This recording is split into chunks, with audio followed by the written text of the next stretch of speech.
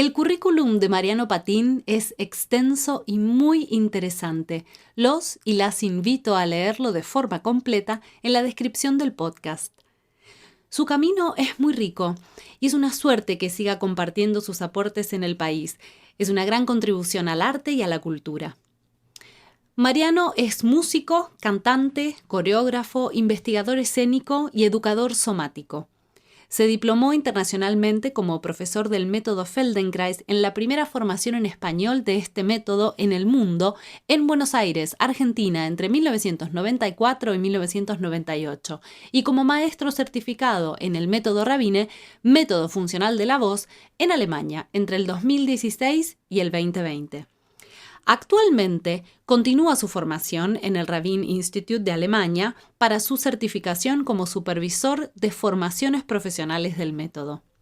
Es docente de diversos campos como la música, el canto, la investigación escénica y performática, la voz y el método Feldenkrais desde hace más de 40 años.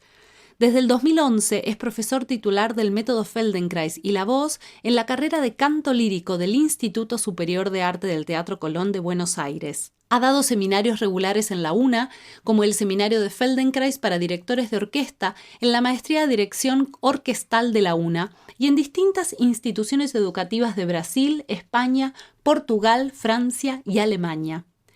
Fue ganador de premios, becas y subsidios para estudios en el país y en el extranjero, y para la producción de sus trabajos escénicos y performáticos. Actualmente es doctorando del Doctorado en Artes de la UNA. Su tema de investigación son las prácticas somático-enactivas y performance, método Feldenkrais, método Rabine y la producción del espacio.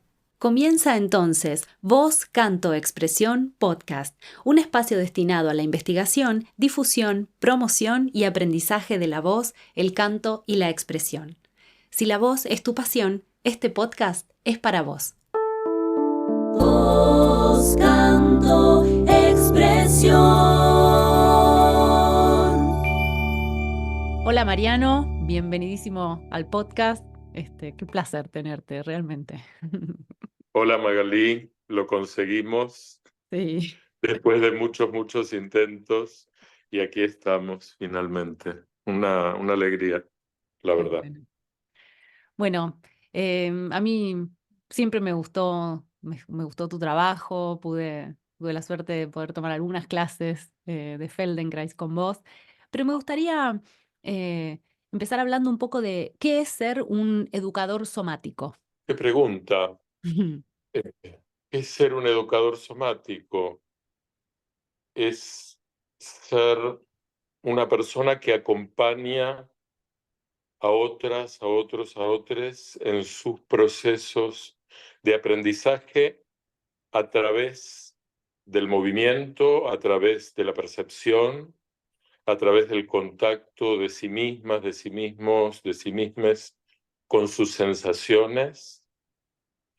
Es una persona que está junto a quienes está acompañando, no proponiéndoles modelos únicos Ujú. de acción y de verdad, como si hubiera una verdad única a la cual uno tiene que responder, sino planteándoles propuestas de construcción de contextos para recorrer, construyendo esos contextos con propuestas, con invitaciones, con consignas, que tienen que ver con todos estos procesos sensoriomotores, kinestésicos, propioceptivos, mentales, emocionales y sus relaciones para que las personas puedan encontrarse, tomar contacto con sí mismas, encontrarse en la exploración y descubrir eventualmente maneras que no conocían de funcionar, de sentir, de pensar. Mm. Hoy fue hace un ratito di una clase online de canto a una chica argentina, una cantante lírica que está en el Teatro de Ópera de Erfurt, en la compañía estable, Cande, divina. Y estábamos investigando las influencias que las distintas maneras de organizar los pies respecto al piso podían tener e influenciar toda la organización de la persona en la respiración y finalmente en la acción fonatoria, ¿no?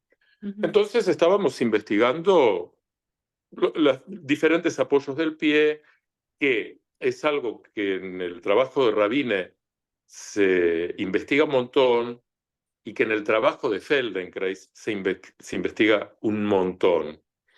Y yo hoy trabajaba con ella a partir de una clase que es una clase del caminar de Feldenkrais, en donde Feldenkrais propone explorar el caminar en diferentes apoyos. No lo hacíamos caminando, como lo hago muchas veces, lo hacíamos en el lugar. Entonces explorábamos levantar los dedos, el metatarso, el arco del pie, apoyarse en el talón, y ella observaba cómo cambiaba el tono muscular, la organización de todo su cuerpo, la inspiración y la resultante acústica.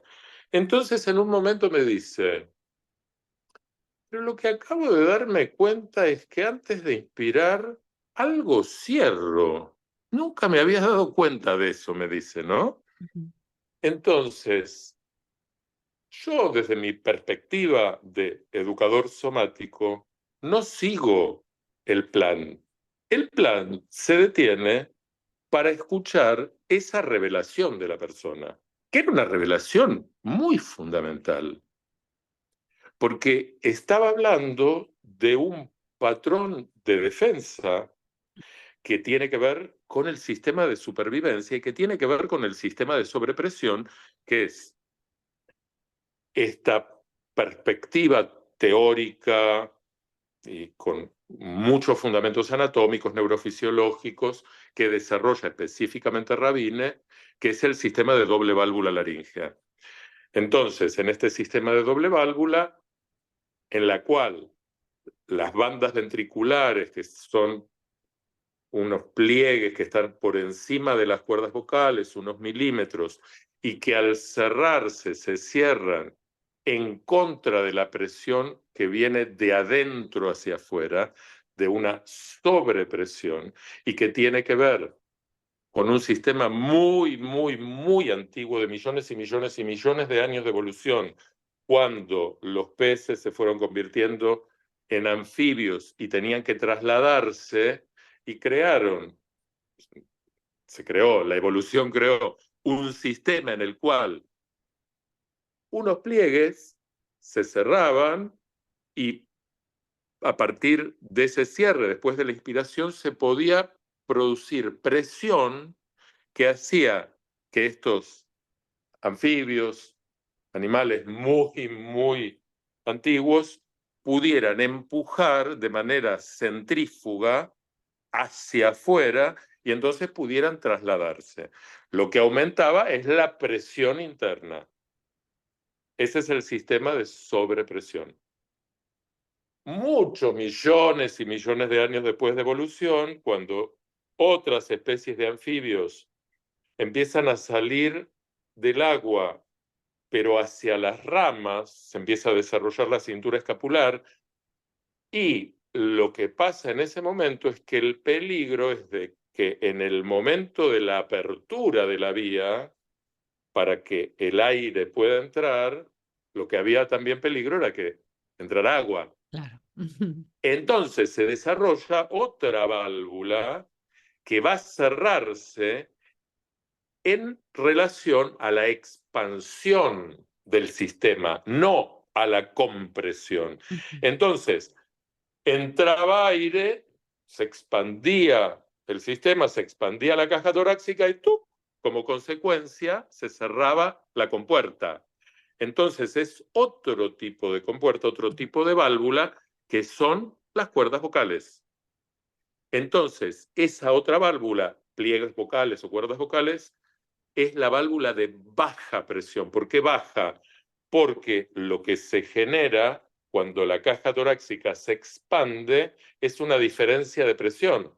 Se expande la caja torácica y adentro hay una presión negativa, porque se va lo que hay adentro. Entonces, el aire entra para ocupar el espacio que deja de ocupar lo que hay en ese momento antes de la expansión. Es como cuando uno tiene una jeringa.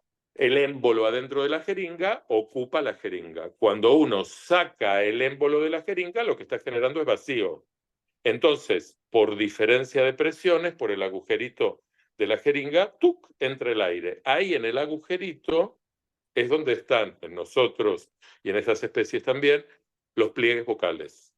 Y entonces se cierran los pliegues vocales a instancias de esa expansión y de esa diferencia de presión.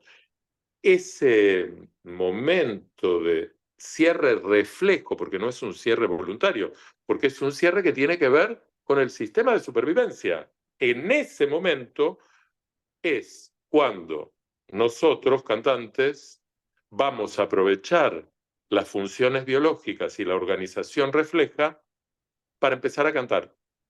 Ese momento de reacción refleja de los pliegues vocales es lo que en el canto se llama Einsatz, o, eso es una palabra en alemán, cuya traducción es inicio de fonación o inicio de frase. Eins, inicio, Satz, frase. Es el inicio de la frase. Que es una palabra bien más interesante que como se nombra ese momento en español, en castellano, que es ataque. Sí, hay muchas técnicas que todavía utilizan ataque. Sí. Utilizan la palabra ataque. Y no es ningún ataque, no queremos que sea un ataque, justamente queremos que sea algo muy preciso, muy sutil y no forzado, no un ataque, no un golpe.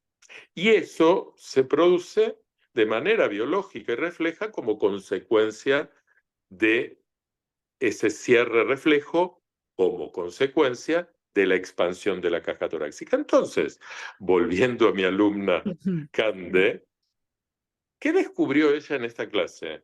Que como primera acción, antes de empezar a respirar, ella se cerraba. Entonces, estaba estimulando el sistema de sobrepresión. Entonces, ya el inicio de la acción no era a favor de sí misma y del deseo. Es esto que Feldenkrais llama movimientos o acciones parásitas, que van en contra de la satisfacción del deseo. Yo siempre doy un ejemplo, ahora no sé cómo lo voy a poner en palabras porque no tiene imagen, pero si yo, por ejemplo, estuviera alargar el brazo para alcanzar un libro, ahora que estoy justamente con los libros, con todo el arreglo de la biblioteca, en un estante bien alto, y al mismo tiempo que yo hago esa acción para ir hacia arriba, de manera no consciente, por mis hábitos, mi esternón, mi pecho, mis costillas se contrajeran y fueran en sentido contrario para atrás, yo estaría haciendo una acción que va en contra de la satisfacción de mi deseo. Mi deseo es agarrar el libro.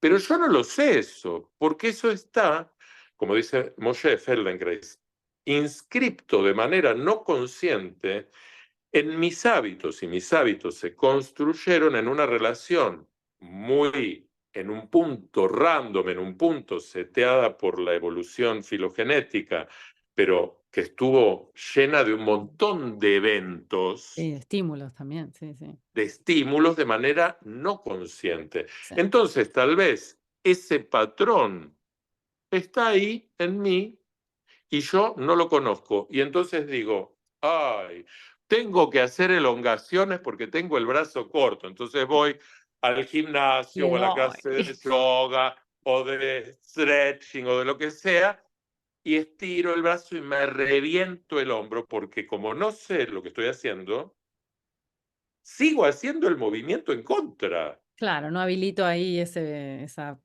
esternón. No habilito el esternón, no habilito las costillas, no habilito la musculatura extensora de la espalda que me va a ayudar a hacer eso que tengo que hacer. Entonces, Feldenkrais, ¿qué hace? Mueve un poco a favor, le dice a la persona o a las personas, bueno, ahora mueve el pecho un poquito más atrás, poquitito, suavemente, fíjate lo que haces, inspirás, exhalás, contenés el aire cuando haces ese movimiento, fíjate. Bueno, ahora mueve un poquito para atrás y un poquito para la izquierda, ¿qué sentís? ¿Qué te pasa en la espalda? ¿Hay alguna sensación en un hombro, en el otro? Bueno, ahora volvé al medio, volvé a la derecha, y así sigue el camino a favor del hábito, no en contra. Entonces, por ejemplo, ahí tenemos otra característica de las disciplinas somáticas y de cómo un maestro de una exploración somática, de una técnica somática, se vincula con la experiencia, no en contra, no corrigiendo, no diciendo debería ser así, no diciendo lo que estás haciendo está mal, es así, sino dejando que eso que está sucediendo aparezca. Y entonces que en la experiencia pueda ser iluminado por una actitud no enjuiciadora de respeto a lo que es, porque lo que es por alguna razón que tiene que ver con toda la vida de una persona. Y entonces, ¿cuál sería el objeto de culpabilizar a la persona porque no está pudiendo? Mi teoría, mi hipótesis, es ganar poder uno sobre el otro, establecer vínculos de sometimiento, en el que ese poder y ese sometimiento lo que está haciendo es encubrir las propias falencias, las propias inseguridades, los propios desconocimientos, lo que uno mismo no sabe cómo hacer, y entonces le tira la pelota al otro. Sí, ¿no? La frustración a veces de no saber qué hacer. Sí, Claro, pero en vez de que sí. esa frustración de uno, de una, sea una experiencia para poder seguir aprendiendo, Sí, incluso es compartirla, algo, ¿no? O y sea, compartirla, compartirla no, también. no sé, no, Sí, la verdad no sé no sé esto. cómo ayudarte con esto. Sí, No. sí. Entonces, también hay una imagen que dice mi maestro de Feldenkrais, americano Jeff Haller, que mide como 2,10 metros, es altísimo. Que maestros de estos trabajos somáticos de Feldenkrais en particular, lo que le ofrecemos a las personas es un mapa, pero no el camino, ni no el recorrido. Un mapa para orientarse, pero el recorrido por el territorio lo hacemos cada uno de nosotros y nosotras. Entonces, ahí, por ejemplo, tenés claramente una descripción de un proceso somático de aprendizaje en donde cada uno recorre el territorio. Claro, una experiencia singular. Sí, Absolutamente singular. sí. Entonces, el aprendizaje es un aprendizaje situado, no es un aprendizaje modélico. Es un aprendizaje que tiene aquí, ahora, yo, en esta situación, blanco, hombre, no es cualquier cosa, no es lo mismo que si fuera en otro país, en otro momento. No, cada momento de un aprendizaje es singular. Tu recorrido para mí siempre fue muy hermoso y, bueno, me gustaría, si es posible, que compartas cómo fueron llegando las disciplinas, qué llegó primero, si la música, empezar a cantar, apareció Feldenkrais, apareció Rabine, cómo, ¿no? Cómo se fueron entrelazando esas disciplinas en vos? Es muy increíble esta pregunta ahora, en este momento, en este lugar situado donde estoy, porque esta es la casa donde yo me crié, Ah, a donde estoy volviendo a vivir ahora, después de muchos años. Ahora es mi casa. mm. Y acá es como que, bueno, empezaron la mayoría de las cosas. Yo bailaba cuando era chiquito, muy chiquito, acá todavía está el tocadiscos, Winco, después fue un Audinac, y yo muy rápidamente aprendí a manejarlo, muy chiquito, entonces me dejaban y yo ponía los discos y bailaba y cantaba de muy chico, muy chiquito, 3 años, así 4. Entonces quería ser bailarín, cantante, pintor, escultor, astronauta, este, 20.000 millones de cosas. Y mis padres me ayudaron, me acompañaron en eso. Estudié música desde muy, muy chico.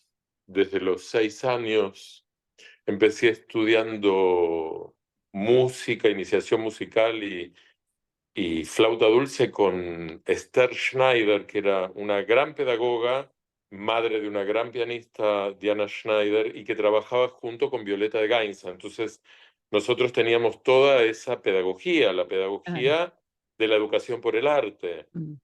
Empecé muy temprano, a los 8 años, a ir a un taller de escultura y cerámica con Ingeborg Ringer, que era una maravillosa escultora.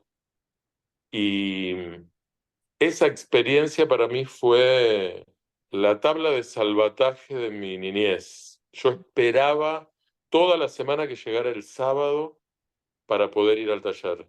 Era toda la semana, pasar toda la semana esperando para que llegara ese momento. Después empecé a estudiar pintura y dibujo con Basia Cooperman, que también fue maravilloso. Estuve casi 10 años en el taller. Tomó toda la parte más importante de mi formación. Mm. Entonces había un entrecruzamiento de todo el mundo visual, de la pintura, de la escultura, del diseño y la música, que también era un ámbito muy, muy único para mí.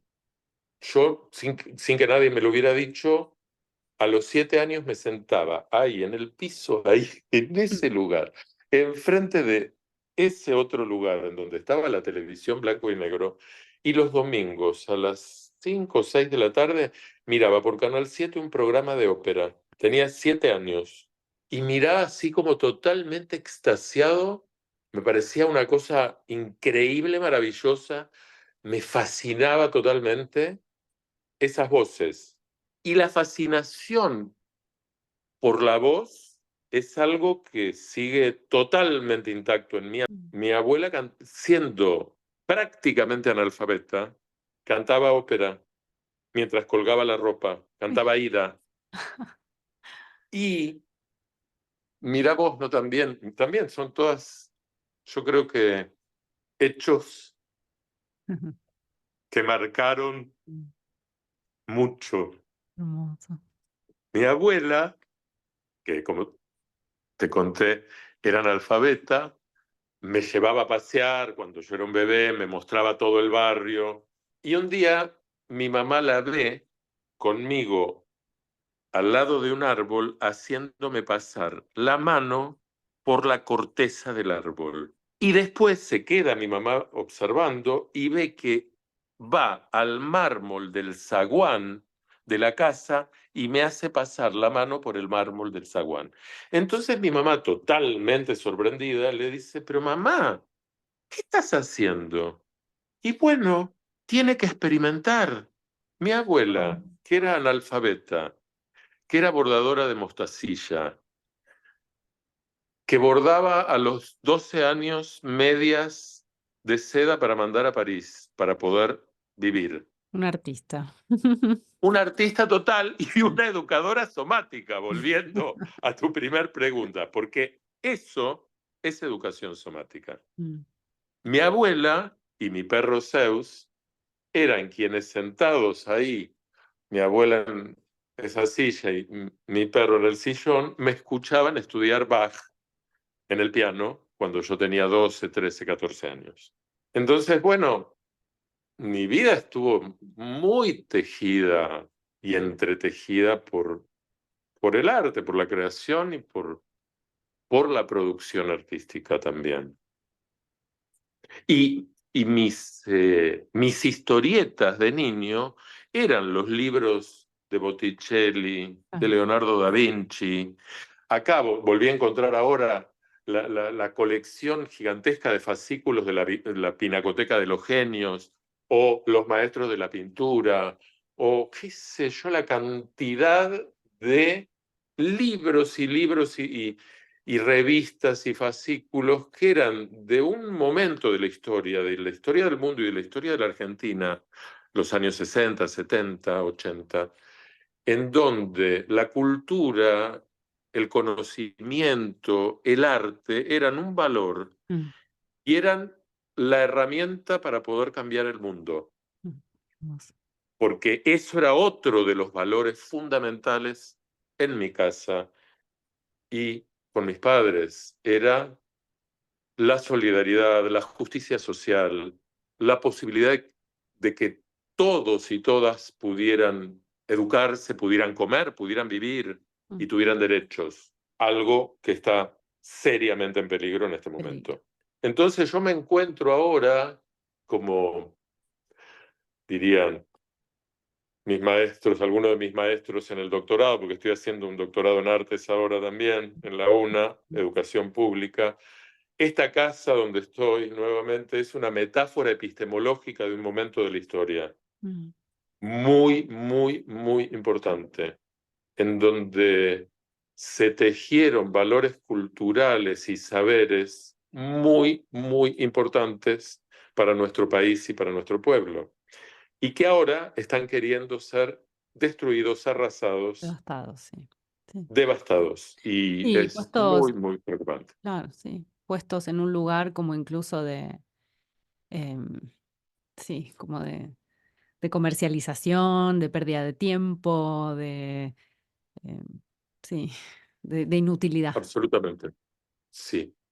Así que es un momento intenso para mí, muy intenso, muy bello, con todas estas contradicciones, volviendo a mi recorrido. También a mí me fascinaba también el funcionamiento de las personas, qué era lo que pasaba ahí, qué era lo que pasaba en el cerebro, y yo quería estudiar medicina para hacer química del cerebro. Pero un día, a los 17 años, cuando estaba ahí viendo qué iba a hacer, fuimos con mi mamá y con mi hermano al Luna Park a ver un espectáculo del ballet del siglo XX que dirigía Maurice Béjart, en donde bailaba Jorge Don, la música era de Mahler, de Schubert, de diferentes cosas. Y yo recuerdo perfectamente porque además hace 4 o 5 días encontré ese programa, el Programa. programa de ese espectáculo. Y yo me acuerdo que me quedé tan impactado en ese momento y me dije para mí mismo, no, no voy a seguir medicina. Soy un artista y voy a ser artista. Y entonces ahí decidí entrar en la Universidad de Música. Y entré en la UCA, en la Universidad Católica, porque era la única que había, si no me tenía que ir a La Plata. Y eso era el año 82. En el año 82, todavía la dictadura y el año de las Malvinas, entré a estudiar composición musical en la Universidad Católica, en la Facultad de Música, y ahí conocí a el profesor de composición uno, que era Roberto Camaño.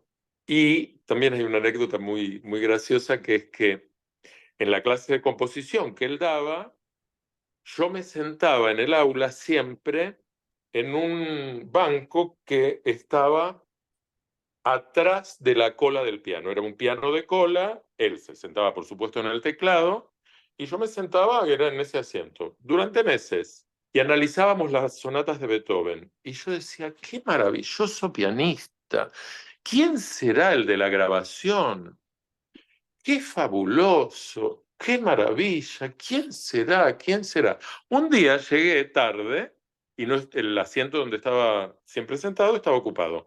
Y entonces el único que había era el asiento de al lado del teclado. Entonces me senté y me di cuenta que esas versiones pianísticas perfectas, impecables, únicas, las tocaba él. Él era el que estaba tocando el piano. Y yo no me había dado cuenta porque nunca había escuchado tan cerca algún pianista que tocaba de manera tan perfecta. Y me quedé, por supuesto, totalmente anonadado y dije, tengo que estudiar con esta persona. Tengo que estudiar piano con esta persona. Y así fue. Y entonces, como Camaño era muy, muy, muy ético, me dijo en una entrevista que tuvimos que él no me podía dar clase porque yo era alumno de la facultad, que esperara, y yo le dije, mire maestro, si usted me toma una audición y piensa que podría ser su alumno y entonces no me toma porque estoy en la universidad, yo dejo la facultad. No, no, no, decía, no, no, no, Patín, Patín, no, no tiene que dejar la facultad, porque hablaba así todo agudo.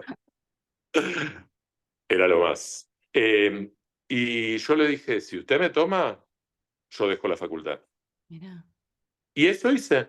Me tomó, di una audición para él, me aceptó como alumno y dejé la facultad. Pero en ese momento yo había entrado al Conservatorio Nacional a hacer la carrera de piano ahí. Claro. Y entonces, bueno, seguí mi carrera de piano y el piano fue una fuente de conflictos, fue, diría, la fuente de conflictos y de descubrimientos y conocimientos. Porque yo a partir del piano empecé a hacer yoga a los 16 años, Mirá. cuando nadie hacía yoga. Nadie, ¿no? Claro. Nadie. Era, qué sé yo, hace 8.000 años. Después, a partir de eso, entré a la facultad para estudiar música, porque quería entender más qué era lo que pasaba con el piano. A partir de eso empecé a hacer liberación de la voz con una maestra uruguaya, Marta Sánchez, maravillosa, absolutamente maravillosa, a la que le debo todo el descubrimiento de la relación entre la voz y el movimiento. Mirá.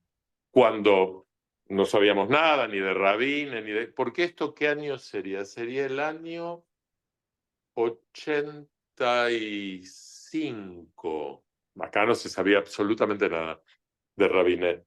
Yo empecé a estudiar con ella y ella hacía movimientos, improvisación, cosas con cuerdas, con globos, con pelotas.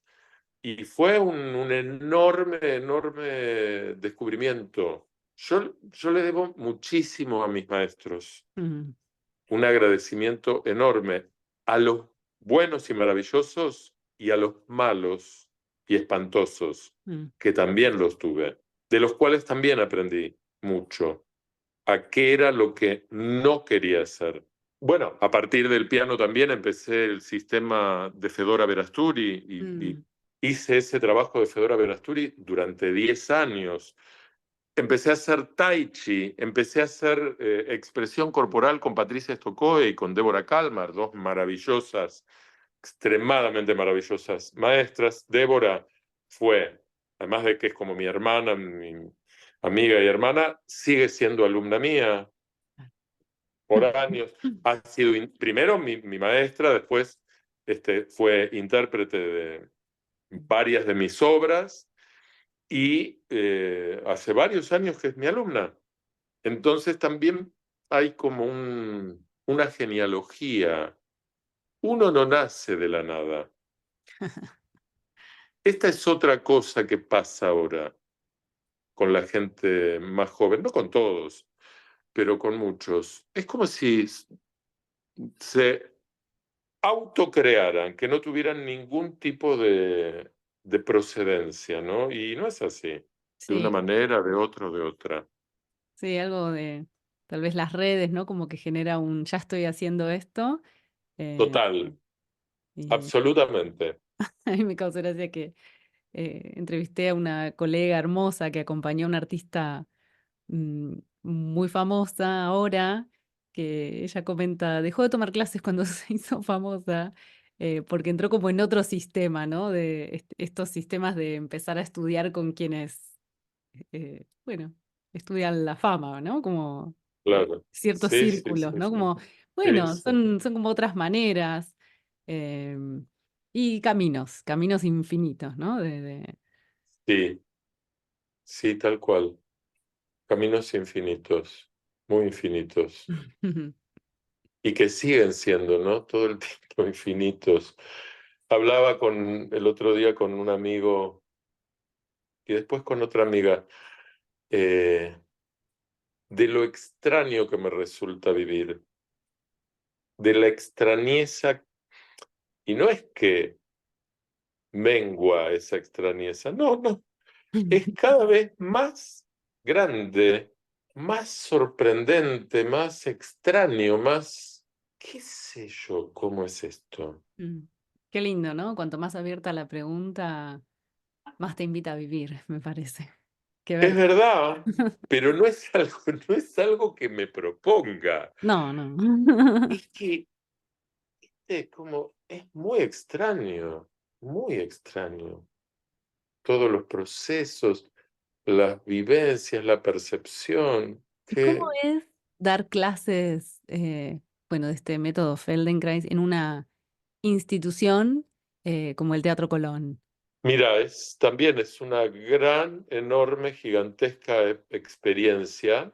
Yo hace ya 15 años que doy clase en el Instituto del Colón. Mm. Y hoy no hoy, estos días les decía al grupo de este año, que yo tengo este año, que es el primer año en el cual no tengo ninguna oposición de nadie dentro del grupo, ninguna resistencia. Uf, bueno, En celebro 15 ese. años, Sí.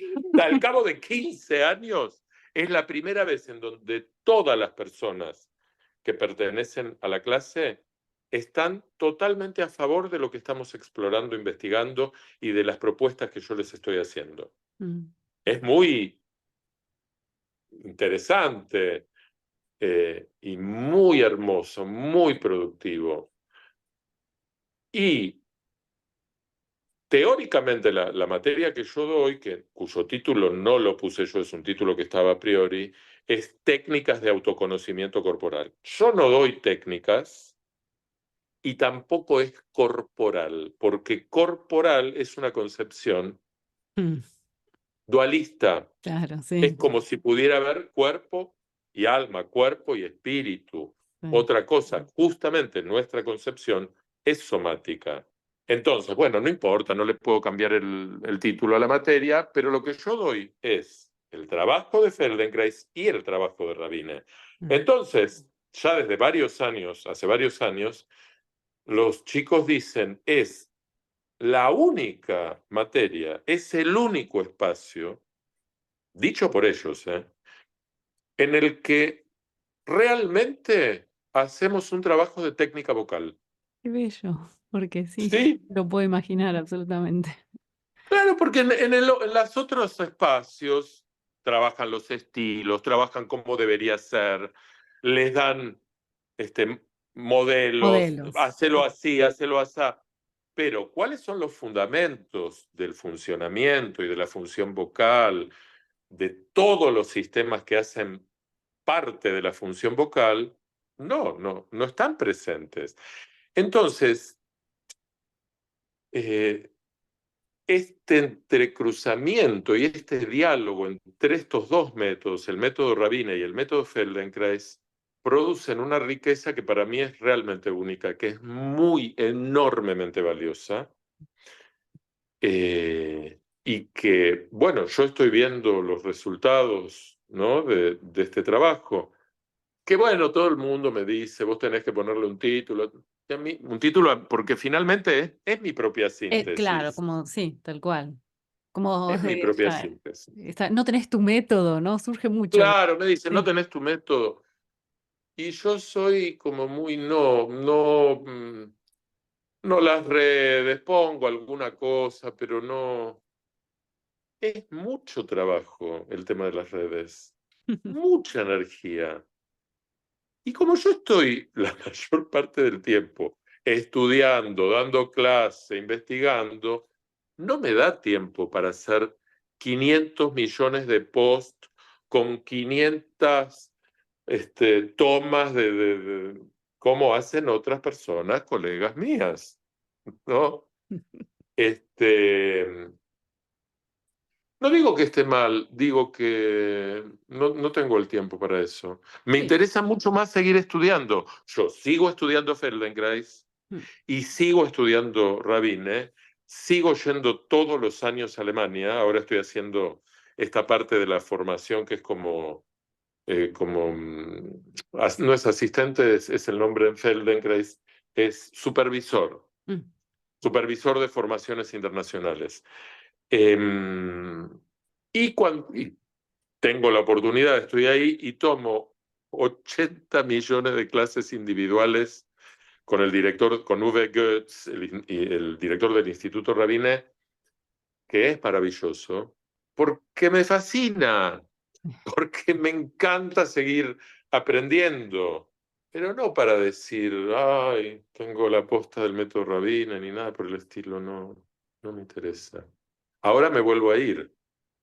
A fin de diciembre me voy primero a Estados Unidos y después me voy a Europa y ahí voy a estar dando vueltas, enseñando y tomando clases, muchas clases con V y también acompañando esta nueva cohorte de formación del método Rabine en Alemania, que también volver a pasar por la formación es muy interesante. Mm. Me encanta. Sí, porque una persona nunca es la misma, ¿no? Uno Nunca es la es el misma. mismo, entonces siempre están esos ojos curiosos. Sí. Totalmente. Y como el método es un método que está vivo, Mm. y como V lo que está haciendo es clarificar todo lo que puede la metodología del método Rabine. Mm. Y es un trabajo que él está haciendo continuamente. Yo le estoy muy agradecido a él. Mm. Rabine, bueno, fue mi maestro, amado, profundamente amado. Mi experiencia con él es realmente única. Nos divertíamos muchísimo, reíamos mucho y bueno, fue un aprendizaje muy profundo, muy profundo.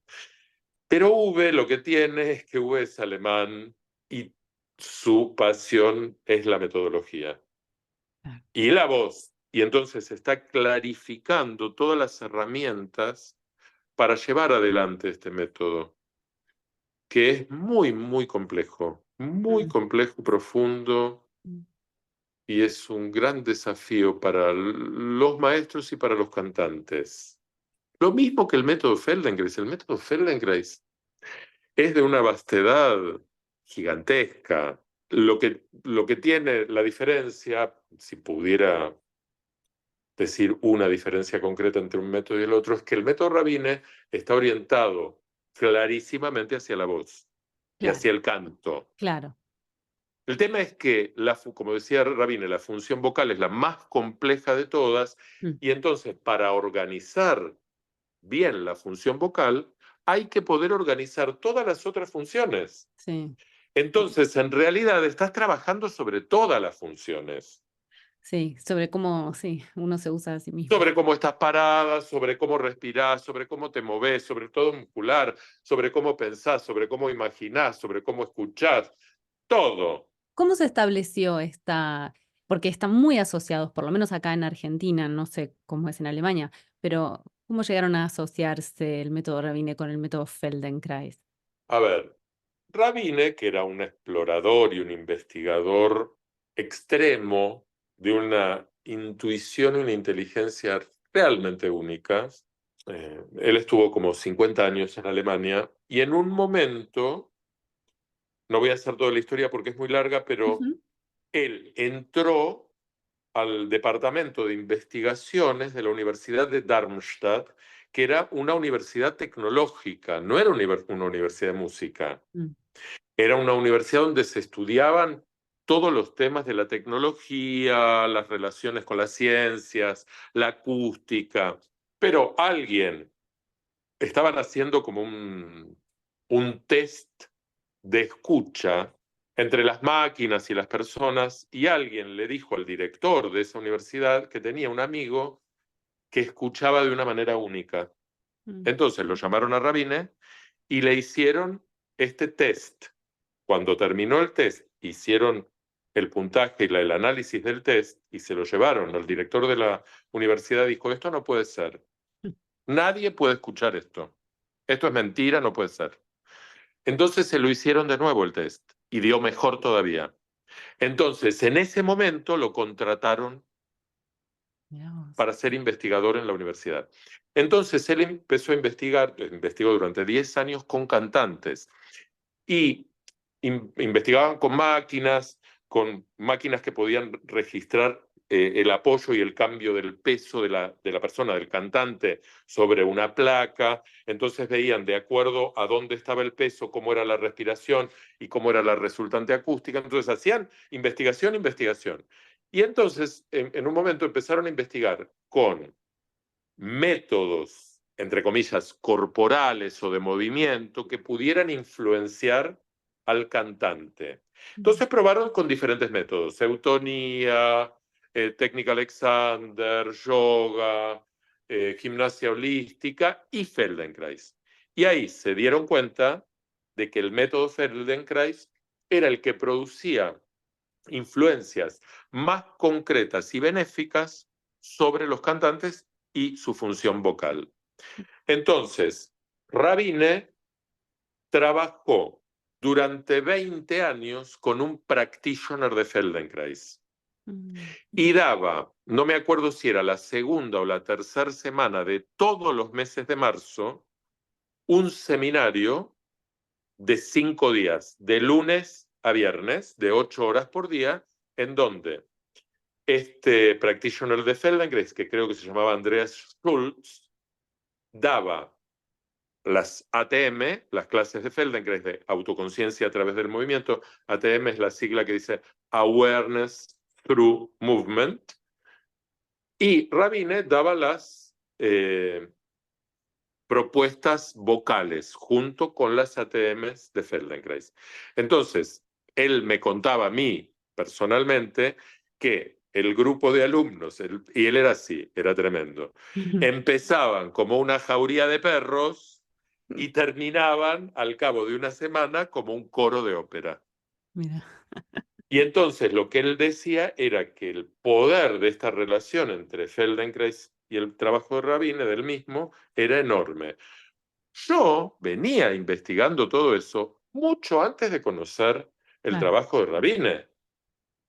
Yo investigaba, como te contaba antes, la relación del movimiento y la voz desde los 22 años, 21 años, Claro. con las pelotitas en los pies, con movimiento. Me acuerdo que a un amigo mío cantábamos en un coro fabuloso y cantábamos Ravel, Debussy, Poulenc, y entonces yo investigaba con él, tenía 21 años, y lo hacía cantar cabeza para abajo, con una pelotita. Yo no sabía todo eso, pero mi intuición también me llevaba, y mi deseo y mi interés, mi curiosidad, me llevaban a explorar todo esto.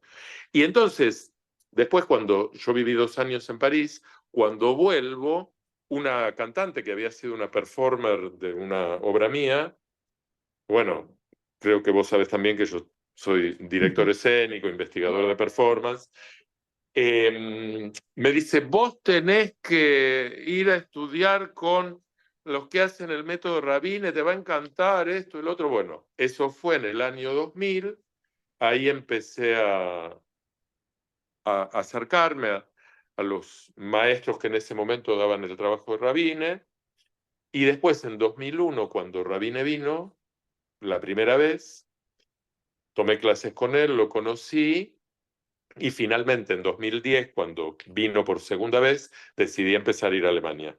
Y ahí empecé a ir y bueno, hubo años que fui 3 veces a Alemania a Wow. estudiar con Rabine. Sí.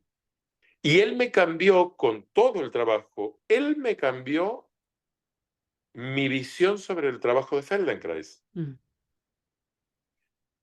Toda mi experiencia con la voz, con Eugenio, con Rabine, me ayudó a repensar mi práctica en el método Feldenkrais, que ya tenía más de 20 años. Porque yo empecé a hacer Feldenkrais a los, no sé, 21, por ahí, 22, qué sé yo. Y bueno, y ahora sigo con esto, sigo con esta exploración, con la investigación con los cantantes, con cantantes que están cantando muchísimo en la Royal Opera House de Londres, en teatros de Europa, y bueno, está funcionando muy hermosamente, muy hermoso. Y también sigo con la investigación en performance. Bueno, en este podcast hay una sección que se llama El aire no da la panza.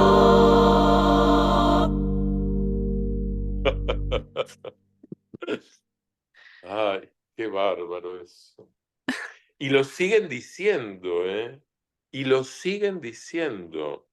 Es muy raro porque ya a esta altura del partido, hay mucha información anatómica, fisiológica, neurofisiológica, funcional, del deporte, qué sé yo, de un montón de procedencias que permiten comprobar que en la panza no hay ningún aire, en la panza están las vísceras. El aire va a los pulmones, que están en la caja torácica. Y el diafragma baja, pero tampoco no es como me decía una maestra mía que me decía, Mariano, tú no sabes hasta dónde puede bajar el diafragma. ¡Qué miedo! Terrible. ¿Y hasta dónde puede bajar? ¿A dónde? ¿A los pies? Claro. ¿Hasta dónde? ¿A las rodillas? No, no puede bajar hasta ahí. Baja un poco. Entonces, no. Lo que uno hace, y esto en Feldenkrais es muy, muy claro también. Hay muchas clases de Feldenkrais de respiración y empujar la panza hacia afuera es exhalar, no es inspirar. Empujar la panza hacia afuera es exhalar y es ir en dirección a la sobrepresión.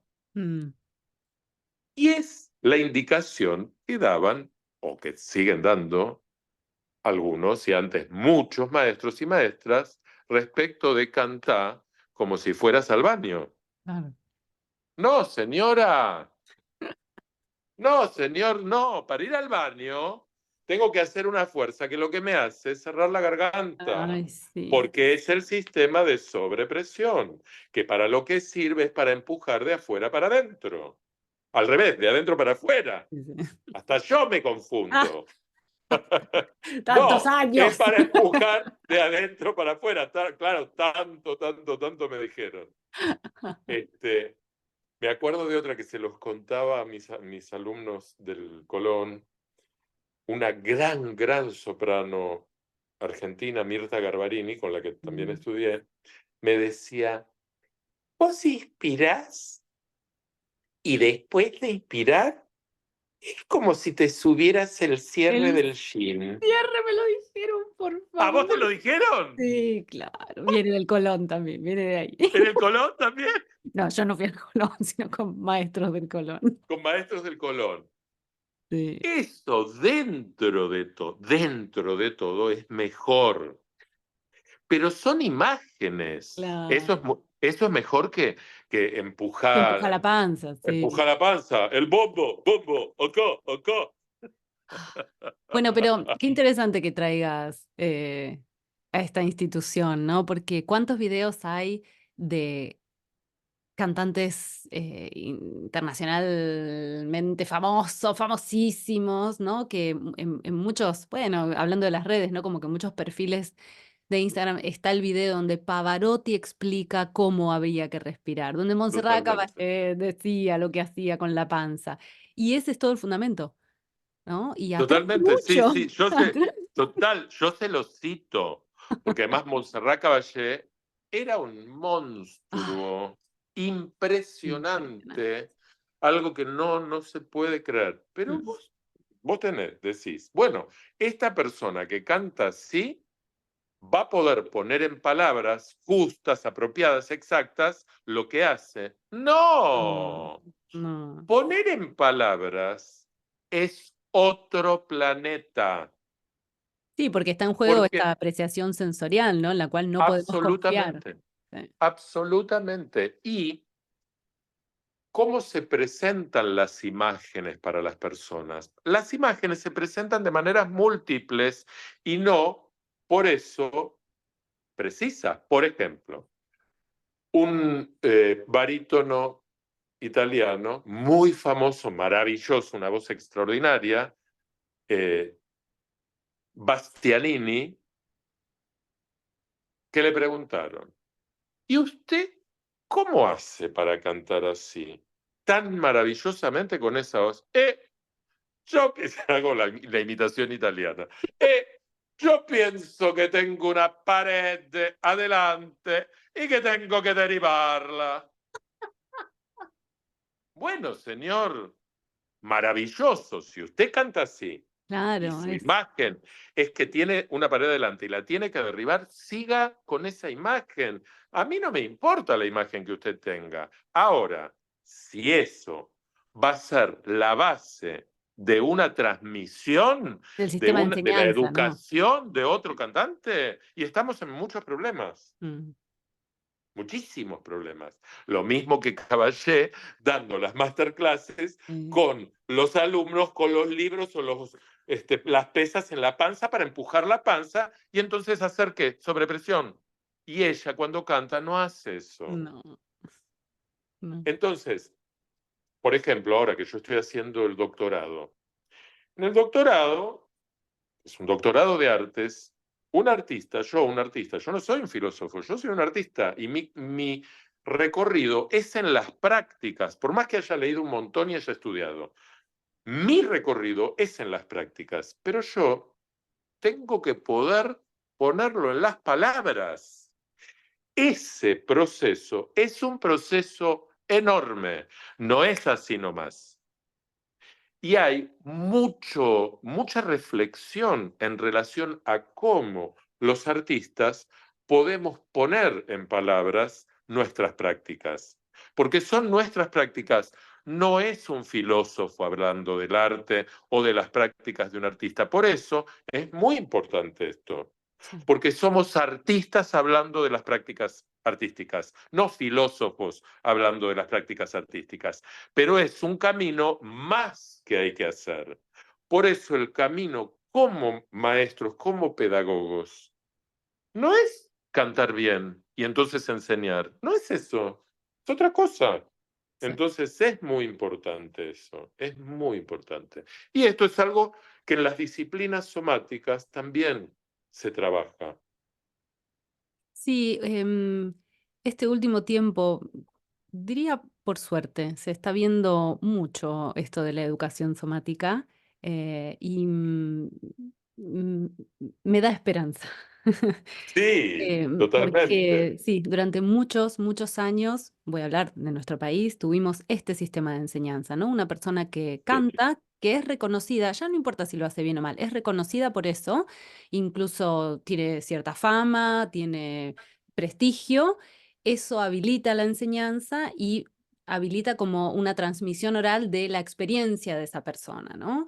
Que se genera como un núcleo que, bueno, fulano dice esto, todos hacemos esto, tal cual. y se van como perpetuando ese tipo de sistemas.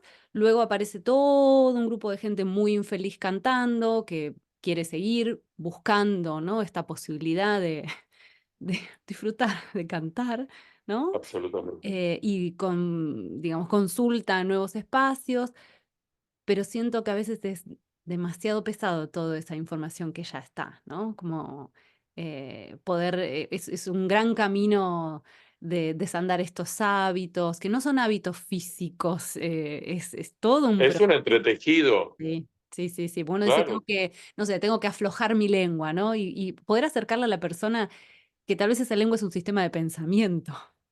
absolutamente. Es como, me da esperanza en ese sentido, que cada vez más se está empezando a hablar del trabajo de la voz, principalmente, también de la actuación, pero de la voz a través bueno, de estos enfoques mucho más amorosos principalmente Sí, y respetuosos. totalmente, totalmente, sí, más amorosos, que es un movimiento emocional y energético tan fundamental en este momento, tan necesario, en este momento en el cual el imperio del odio Mm, es la moneda vincular con la cual los, entre comillas, poderosos quieren perpetuarse en sus lugares de poder.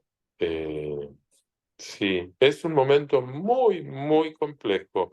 Por eso profundizar también en estas maneras, estos enfoques, estas perspectivas y poder compartir con otros, creo que es muy importante, muy importante. Porque también es a través, volviendo a lo anterior, es a través de nuestras prácticas, que son estas, como nosotros podemos aportar. Lo vuelvo a decir porque es un cuestionamiento que yo me pongo a mí mismo, no es siendo filósofos, ni sociólogos, ni antropólogos. Por más que uno lea y estudie muchísimo y eso sea maravillosísimo, ujú. sino porque nuestras prácticas, con la riqueza, como vos dijiste, infinita que tiene, son muy importantes para aportar a estos momentos de nuestra historia y de nuestro mundo. Por eso te agradezco un montón que te hayas hecho el tiempo eh, para charlar acá conmigo en el podcast y bueno, compartir, yo sé que es apenas un pedacito de todo tu bueno, recorrido, experiencia y amor también por todo lo que haces. Gracias. Sí. Gracias a vos, Maga. Hermoso, hermoso. Muy, muy hermoso. Mil gracias. Y así termina la charla que tuvimos con Mariano. En la descripción del podcast voy a dejar los links para que puedan contactarlo y conocer más acerca de su trabajo en relación a la voz. Espero que hayan aprendido y disfrutado de esta charla tanto como yo. Recuerden que pueden suscribirse para no perderse ningún episodio de este podcast en el Instagram de Voz Canto Expresión. Y para que este proyecto siga creciendo, van a encontrar ahí mismo los links para colaborar. Soy Magalí Sánchez Alleno y me despido hasta el próximo episodio. Voz Canto.